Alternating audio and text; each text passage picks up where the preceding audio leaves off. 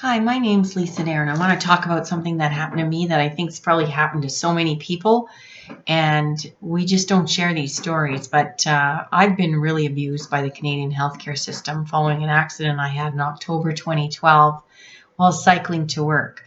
I was in very good condition. It was a sunny day, completely not my fault. I'm coming down a hill, heading east in Ottawa on Prince of Wales, and this fellow, because the traffic was so backed up at Preston, made a completely blind left turn into a private drive that I've never seen that drive. I've driven past that section of road, but it's a very wooded area and it's narrow. It doesn't look like a typical street. It's got no markings. So anyway, I'm cycling down a hill, actually coasting at that point because I was coming up to lights, and this car appeared in front of me in seconds.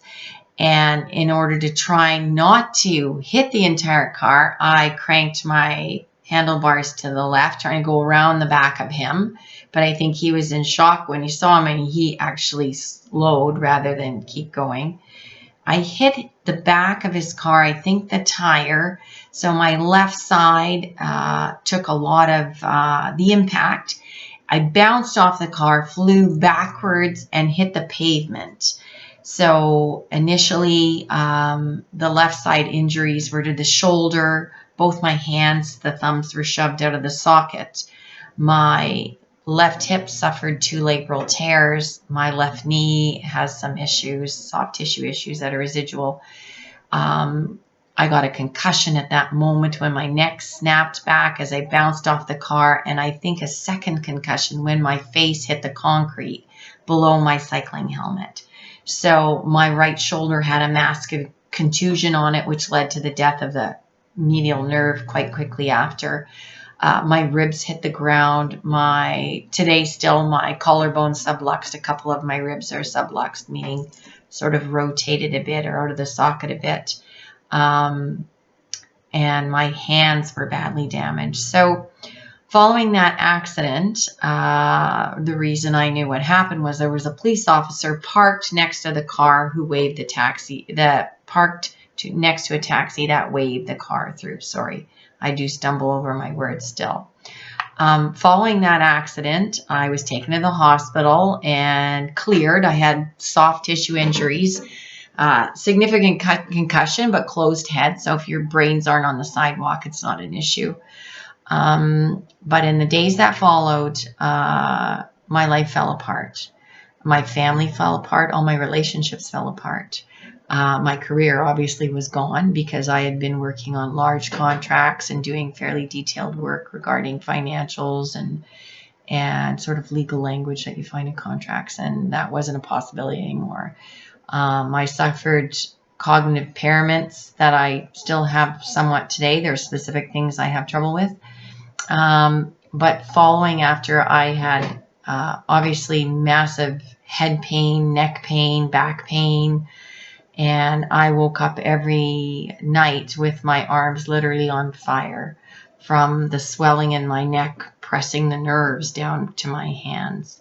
And plus on the right side with the massive contusion on the humerus, the medial nerve was additionally compressed. So did a doctor tell me this? No. Does a doctor tell you anything after an accident in Ontario? No. Their job is to make sure that they can find an excuse for every ache and pain and suffering you have outside of the accident you have, acting like it never happened. That's what happened to me. Doctors went out of their way to misreport, to hide the facts. 2 of the doctors that did the most damage. One was my rheumatologist, Douglas Smith, who is now retired and was spoken to by the Association of Physicians and Surgeons because I saw him. I had seen him in September, just a month before the accident. I'd been diagnosed with carpal tunnel. Well, no surprise. I had cycled the entire winter and I worked on a computer all day. So that excessive use of the wrist is going to give you carpal tunnel. It doesn't mean it's permanent and it doesn't mean it's progressive. In the past, I'd had some carpal tunnel and it had resolved itself, and that is actually written in the doctor's reports. So anyway, I brought this to his attention in December, no, actually probably November, telling him that, you know, something was really wrong with my wrist, that the pain was excruciating and it had not been that way before. And I guess just before Christmas, I went back to see him again, same issue, and he elected to do an injection in my wrist to try and calm down the pain. Well, it did help, but I had a massive allergic reaction. My arm swelled up, and I had to go into a walk-in clinic about 3 days before Christmas and get put on another steroid to calm down the swelling. That doctor did not refer me to a hand surgeon right away. He basically forgot about me. I contacted his office in January, and actually by just showing up, insisting that I get referred, telling him what had happened. And I was sent to the hand surgeon 6 months later with level 4 wasting in my thumb. My hand was done. It's done now. There's nothing left. And basically my carpal, you know, there wasn't carpal tunnel. The medial nerve died from my accident in my right hand. It was gone. And but Dr. Smith took it upon himself to write a false record indicating that he gave me a second injection, which never happened. And it's provable. You know, the injection records are a single page in your health records where the doctors requested a certain drug or whatever. There's a page documenting that. There isn't one for this supposed second injection. And also, given the allergic reaction, why would we do another injection?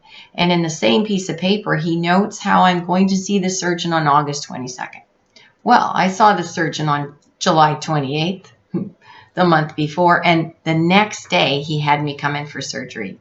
He said to me, my wrist was foobar. Well, I won't say it out loud, but you know what that means. It was done. It was too late. Dr. Smith screwed up. Doctor number one screw up. Anyway, he got away with that. The next doctor I got to see was Dr. Carrie Lawson, former Dr. Carrie Lawson, just like Dr. Smith. They all get away with things because they retire, right? Anyway, Dr. Lawson didn't willingly retire. He lost his credentials for lying in court. This man assessed me. He's was a neuropsychologist, and he determined that all my injuries were basically psychosomatic, because they like that with women, right? If you're a woman, let's face it, if you're a woman in pain, they don't give you morphine. They give you antidepressants. If you're a man in pain, we give you real pain meds because we think your pain is real. That is my experience. I hope you haven't had that experience. Anyway, Lawson decided that he would write a nice fancy report at the request of my insurance company, which is enemy number one. We'll get to that. And this report was so damaging to my case that even long after Lawson lost his credentials, that report was circulated and promoted and given to doctors I saw 2 years after this man lost his credentials. And portions of that report appears in every bloody doctor's report that is financed by my insurance company, who has done their darndest to try and make me go away. And I won't. And I'm just getting started. Thanks for listening.